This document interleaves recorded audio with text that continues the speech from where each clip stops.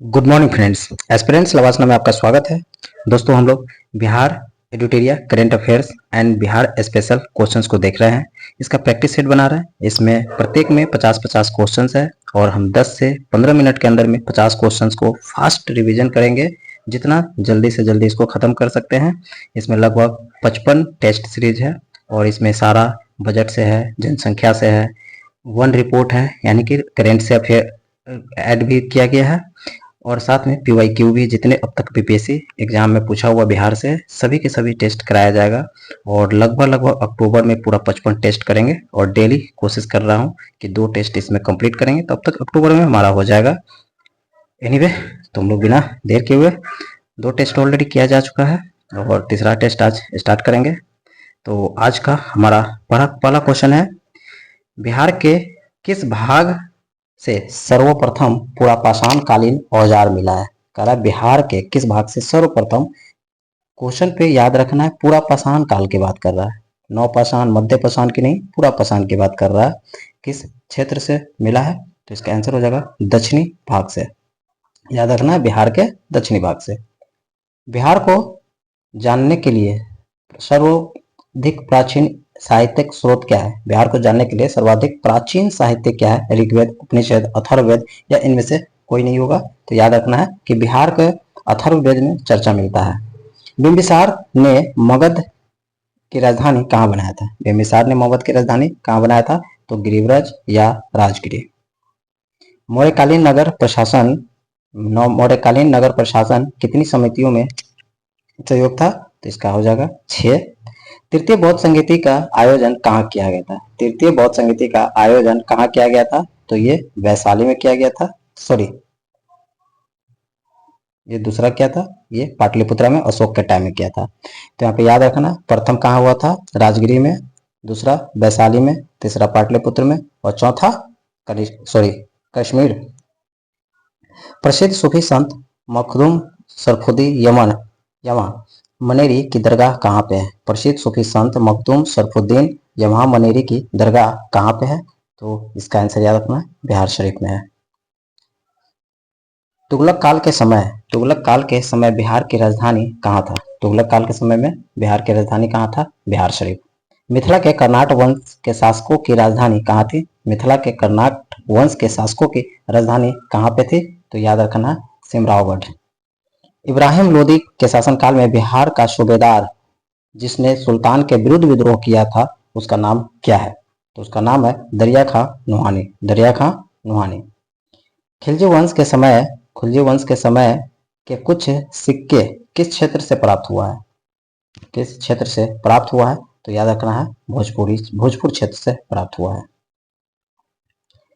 वह प्रथम मुगल सम्राट जिसका राज्याभिषेक बिहार में हुआ है, वह प्रथम मुगल सम्राट जिसका राज्याभिषेक बिहार में हुआ है, बताएं इसका आंसर क्या हो जाएगा? 11 नंबर का आंसर हो जाएगा सी, फर्रुखसियर। बिहार में सैनिक अभियान आयोजित करने वाला पहला सुल्तान कौन है? तो याद रखना है इल्तुतमिश। बंगाल के किस नवाब ने मुंगेर को राजधानी बनाया था? बंगाल के किस नवाब ने मुंगेर को राजधानी बनाया था? तो हम सब जानते हैं मीर कासिम। कहां से लाया था? दौलताबाद से शायद, यस। बिहार को अलग राज्य के रूप में स्थापित करने के लिए किस राजनेता का सक्रिय योगदान रहा? बिहार को अलग राज्य के रूप में स्थापित करने के लिए किस राजनेता का सक्रिय योगदान रहा है? तो ये होगा सच्चिदानंद सिन्हा का। बिहार में व्यक्तिगत सत्याग्रह के पहले सत्याग्रही कौन था? तो इसमें हो जाएगा श्री कृष्ण। पटना का चर्चित सचिवालय गोलीकांड कब हुआ था? 11 अगस्त 1942 को। 11 अगस्त 1942 को याद रखना है। 11 अगस्त 1942 एक और इंपॉर्टेंट हो जाता है। इसी समय क्या बोलता है, संविधान सभा के अध्यक्ष राजेंद्र प्रसाद बने थे। बिहार में 1857 के विद्रोह के नेतृत्व कौन करते थे? बिहार में 1857 के विद्रोह के नेतृत्व कौन किया था? तो हम सब जानते हैं वीर कुंवर सिंह। बिहार में हुए नोनिया विद्रोह के दौरान कौन सा जिला प्रभावित हुआ था? नोनिया विद्रोह में कौन सा जिला प्रभावित हुआ था? याद रखना है। 18 का आंसर हो जाएगा आपका सी, कौन कौन है? तो आपका हो जाएगा सारण, वैशाली एंड पूर्णिया। असहयोग आंदोलन के दौरान नशाबंदी आंदोलन में बिहार का कौन सा क्षेत्र प्रभावित हुआ? असहयोग आंदोलन के दौरान नशाबंदी आंदोलन में बिहार का कौन सा क्षेत्र प्रभावित हुआ था? तो याद रखना है, इसमें से उपरोक्त में से एक से अधिक हो जाएगा, यानी कि साबाबाद, गया और पटना। साबाबाद, गया और पटना सभी हुआ था। बिहार में किस किसान आंदोलन को प्रसारित करने में महत्वपूर्ण योगदान दिया था? तो ये हो जाएगा, इसमें से एक से अधिक हो जाएगा। इसका भी आंसर हो जाएगा स्वामी शाहजानंद, राहुल सांकृत्यायन और कार्यानंद और यदुनंदन शर्मा, सभी के सभी हो जाएगा। बिहार में कौमी सेवक दल का स्थापना बहुत इंपॉर्टेंट है। कौमिक सेवक का स्थापना कब हुआ था? 27 नवंबर 1921 को। मध्यकालीन बिहार में अंतर्राष्ट्रीय व्यापार का मुख्य केंद्र कौन सा था? मध्यकालीन बिहार में अंतर्राष्ट्रीय व्यापार का मुख्यालय पटना और भागलपुर। बिहार पहुंचने वाले प्रथम यूरोपीय व्यापारी कौन था? बिहार पहुंचने वाला प्रथम यूरोपीय व्यापारी कौन था? तो ये हो जाएगा पुर्तगाली। बिहार में होम रूल आंदोलन का अध्यक्ष कौन थे? तो मजरूल हक।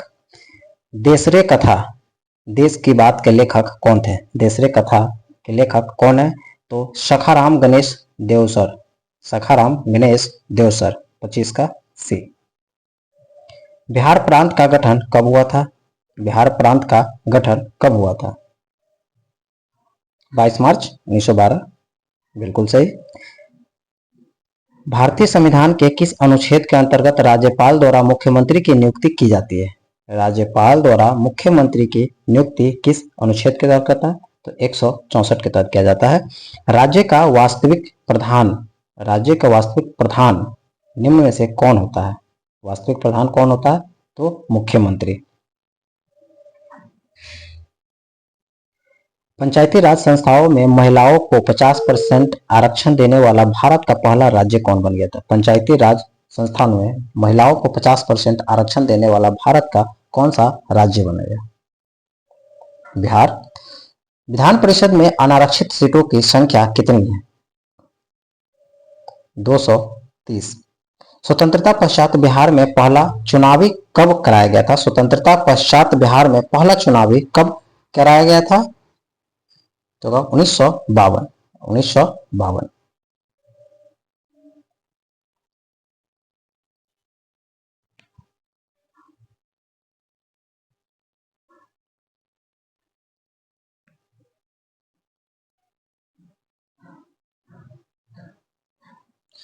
Sorry, 1952, yes. अब आते हैं हम लोग 32 नंबर क्वेश्चन में। बिहार के किस जिला में सोमेश्वर की पहाड़ी स्थित है? बिहार के किस जिला में सोमेश्वर की पहाड़ी स्थित है? तो पश्चिम चंपारण में सोमेश्वर की पहाड़ी है। विधान परिषद में सदस्यों का कार्यकाल कितने वर्षों का होता है? विधान परिषद में सदस्यों का कार्यकाल कितने वर्ष होता है? तो इसमें 6 वर्ष होगा। राष्ट्रीय आपातकाल के दौरान किसी भी राज्य में विधानसभा की अवधि प्रत्येक बार कितने समय के लिए बढ़ाया जा सकता है? प्रत्येक बार कितने समय के लिए बढ़ाया जा सकता है? तो इसका हो जाएगा 1 वर्ष। बिहार में पहली बार राष्ट्रपति शासन कब लागू किया गया था? बिहार में पहली बार राष्ट्रपति शासन कब हुआ था? तो 1968 में, 1968 में। 2011 की जनगणना के अनुसार बिहार की ग्रामीण तथा शहरी जनसंख्या का प्रतिशत का क्रम क्या है? 11 के बाद बिहार में ग्रामीण और शहरी की जनसंख्या का प्रतिशत क्या है? तो इसका आंसर हो जाएगा बी में क्या है?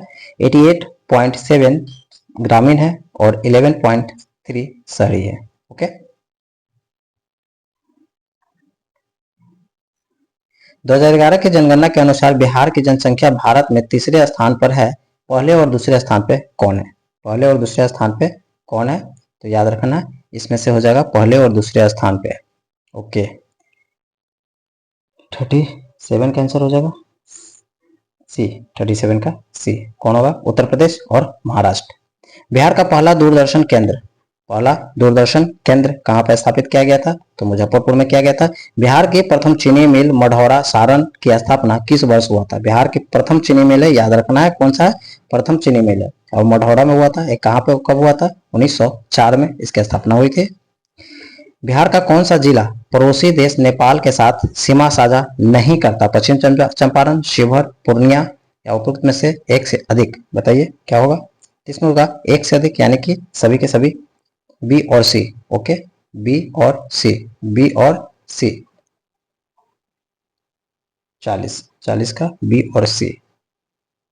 बट एक क्वेश्चन थोड़ा डाउट है, पश्चिम चंपारण भी नेपाली देश से सीमा, अच्छा सीमा नहीं करता, सॉरी, ये तो पश्चिम सीमा टच करती है, पूर्णिया और शिवहर नहीं करती है। Actually perfect question. बिहार के किस क्षेत्र में धारवाड़ चट्टान पाए जाते हैं? बिहार के किस क्षेत्र में धारवाड़ चट्टान पाया जाता है? तो याद रखना है दक्षिण पूर्व में धारवाड़ चट्टाने की मुख्यतः प्राप्त होती है। गंगा के मैदानी क्षेत्रों में पुरानी कछारी मिट्टी निम्न में से किस नाम से जानी जाती है? पुरानी कछारी मिट्टी निम्न में से किस नाम से जानी जाती है? तो ये बांगर के नाम से जानी जाती है। बांगर और भागर में लोग अक्सर कंफ्यूजन होता है, याद रखना है बांगर। समुद्र तल से बिहार की औसत ऊंचाई कितने मीटर है? समुद्र तल से बिहार की ऊंचाई कितने मीटर है? तो इसका हो जाएगा 53 मीटर। बिहार राज्य की भू आकृति निम्न में से सामान्यतः किस प्रकार की है? किस प्रकार की है बिहार की भू आकृति? तो इसका हो जाएगा आयताकार में दिखाया जाता है।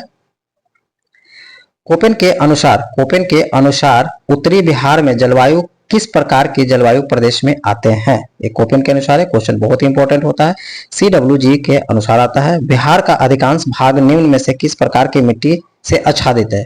बिहार के अधिकांश भाग की बात कर रहा है, अधिकांश पूछेंगे तो हमेशा याद रखेंगे कछारी मिट्टी। बिहार में कितने प्रमंडलों से होकर गंगा नदी प्रवाहित होती है? विकास इस सब टाइप का क्वेश्चन बीपीएससी के लिए काफी इंपॉर्टेंट हो जाता है। 47 का इसका आंसर हो जाएगा सी, यानी कि 7 प्रमंडल से होकर जाती है। और प्रमंडल देख लें कौन कौन प्रमंडल है, कहाँ कहाँ है, उसका लोकेशन ये भी ध्यान रखना है। काकोलत जल प्रपात बिहार के किस जिले में है? बताइए। नवादा में है। निम्न में से कौन सा जल कुंड राजगीर में स्थित नहीं है? मखदुम, लक्ष्मण, सूर्यकुंड या गोमुख? उपरोक्त में से एक से अधिक बताइए। 49 का आंसर हो जाएगा सी, लक्ष्मण कुंड नहीं है। बिहार के किस जिला में मक्का का घर कहा जाता है? बिहार के किस जिला को मक्का का घर कहा जाता है? बेगूसराय के मक्का के घर कहा जाता है। क्लियर? अब इसको बिना देर के हुए इसको इसी में चैप्टर 4 को भी देख लेते हैं, अच्छा रहेगा।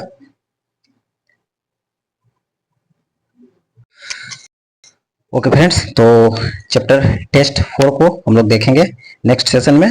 लगभग 12-13 मिनट हो गया है, इसको फास्ट रिवीजन करके देखेंगे। इसी टाइम में कंटिन्यू चलते रहेगा और डेली 2 टेस्ट कंप्लीट इसमें डाला जाएगा। तब तक के लिए थैंक यू। अच्छा लगे तो प्लीज लाइक, कमेंट और सब्सक्राइब जरूर करें।